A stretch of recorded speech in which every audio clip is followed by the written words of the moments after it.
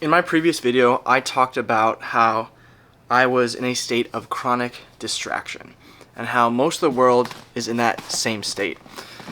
And I realized that anytime I want to learn something, and I want to learn constantly, I think it is the most underappreciated thing that is possible once you're done with school, because from essentially 0 to 22, 23 years old, you are constantly learning. And then you get out of college, or maybe you go to a trade school, and then you have these skills, and then you have a job, and that's what you do for the rest of your life. And a lot of people end up being stuck in that space. And I always say, if you aren't learning, then you aren't growing. And so my biggest thing is to always be learning, whether that be new things or diving deeper into a topic that or a skill that I already enjoy.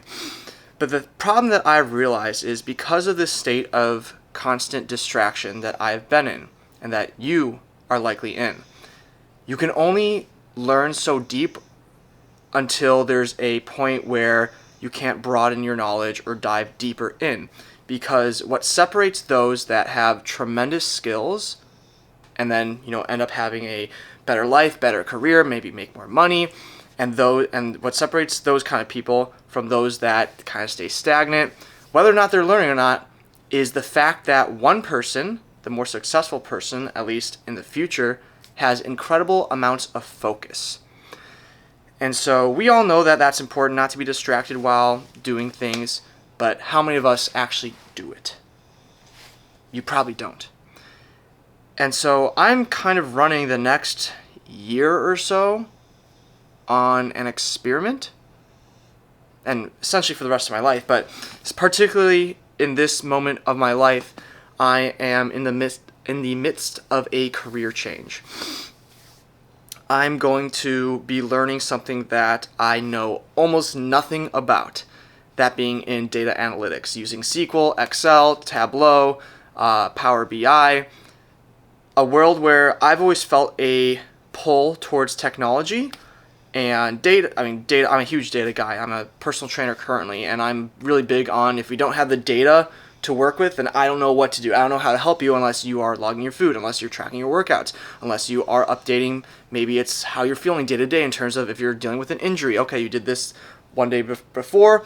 How is your knee feeling today? If you have some sort of knee problem. I am so big on data so that we can assess and then see what it is that we need to change in the future.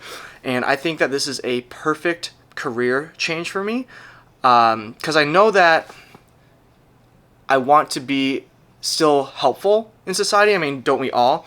That is the whole point of having a job, is so that we can contribute towards society, so that we can live our own lives.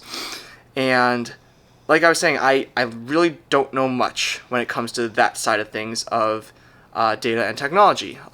I have extremely basic Excel skills, but I am pretty well versed just in terms of how computers work and technology, and I tend to catch on quickly and learn fast. But my focus has been the number one thing that has held me back, or my lack of focus, I should say, that has held me back in the past. And so, I've watched a few different videos on how to get focus from, Andrew Huberman, Ali Abdaal, a couple of other different creators, because like I was saying, that is what will separate those who can really dive deep into a skill versus those who just scratch the surface. And so something that I've began to do is, at least for 5 minutes before a work block, just meditate or stare at a blank wall. Because any inputs from before that work block are still, even if then we get it out of sight, whether that be our phone or maybe we're watching TV, it's still running in our subconscious mind, distracting us from the work that is ahead of us that we need to focus on. And so I will be doing this every single time that I go into a work block, because it generally takes about 23 minutes to actually get into a focused state. And I forget what the exact statistic is, but it's something like, once we're distracted from being in focus, it then takes another 18 or another 23 minutes to refocus.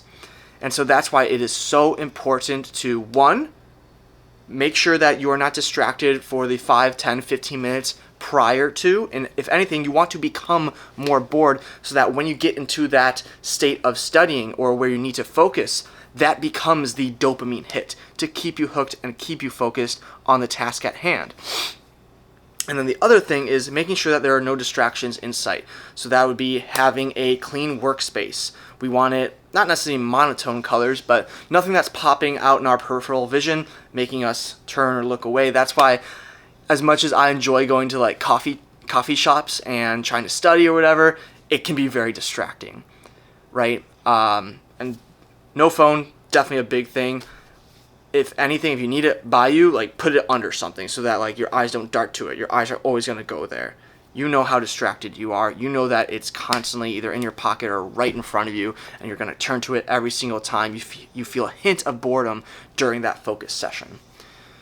So if you are like me and you have felt this state of chronic distraction and that you want to, whether that be learning and continue to learn in your field or learning something different, the biggest separator between those that will end up doing better and those who kind of stay the same is the level of focus and the amount of how much distraction you allow to get to you, right? It's up to you in terms of the skills and the practices and the habits that you form around trying to get deeper focus. So just wanted to give an update on how you should start to focus better, because in the long run, it will make such a big impact on your life. And I'm essentially running this experiment of a career change. And I hope in the next 6 to 12 months, I will be able to land a job as a data analyst. Time will tell. Let's do it.